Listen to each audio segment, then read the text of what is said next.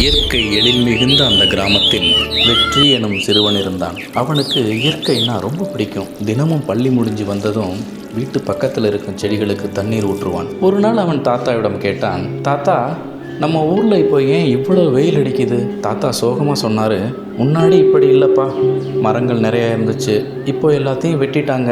அந்த நாளுக்கு அப்புறம் அகில் கவனிக்க ஆரம்பித்தான்.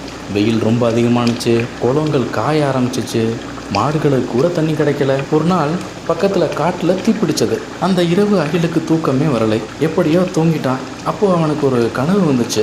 அவன் ஒரு வெறிச்சோடிய உலகத்தில் நின்றுட்டு இருக்கான். சுற்றி பார்க்குறான்.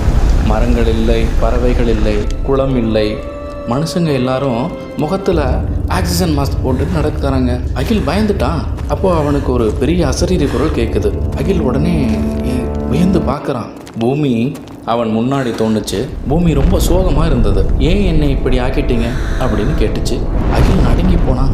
நாங்கள் என்ன பண்ணணும்? பூமி மெதுவாக சொன்னது, மரங்களை வெட்டினீங்க, பிளாஸ்டிக்கை எங்கேயும் போட்டீங்க, காற்றை மாசுபடுத்திட்டீங்க, அதனால தான் நான் சூடாகிறேன். இதற்கு பெயர்தான் பூமி வெப்பமயமாதல். பிறகு பூமி ஒரு பழைய கடிதத்தை வெற்றிக்கிட்ட கொடுத்தது. அதில் எழுதியிருந்தது, ஒரு மனிதன் ஒரு மரம் நட்டாலே பூமி மீண்டும் உயிர் பெறும் என்று. வெற்றி திடீர்னு விழிச்சிட்டான். அடுத்த நாள் காலையிலேயே அவன் ஒரு செடி நட்டான். அதை பார்த்து நண்பர்களும் சேர்ந்தாங்க. பிறகு முழு கிராமமும் சேர்ந்தது. பிளாஸ்டிக் குறைஞ்சது, நிறைய மரங்கள் நட்டாங்க, மழை நீரை சேமிக்க ஆரம்பிச்சாங்க, சைக்கிள் எல்லாம் கூட பயன்படுத்த ஆரம்பிச்சாங்க.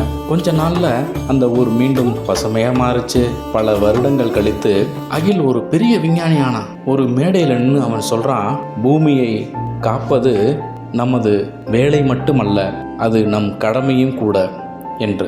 இந்த கதையோட நெறி என்னன்னா, இயற்கையை காப்போம், இல்லைன்னா எதிர்காலம் நம்மளை மன்னிக்காது.